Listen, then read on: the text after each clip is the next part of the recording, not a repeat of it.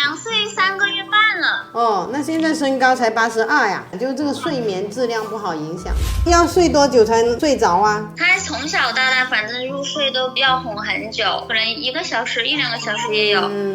睡眠质量不好。对，他晚上睡着了之后，他总是在床上翻过去翻过来的那种。那有没有晚上会讲梦话呀、磨牙呀？他会打呼，然后他也会讲梦话，然后磨牙。还是睡眠质量真的是不好的。那睡不好，第二天没精神，吃饭也受影响，脾气也受影响，注意力也受影响。对，他现在2岁多少个月啊？2岁3个月半了。哦，那现在身高才82呀，这个生长发育受影响喽，就这个睡眠质量不好影响的。对，中药调一下，然后你饮食上注意，甜食不能吃，甜的就会湿气重，就会影响脾胃的运化啊。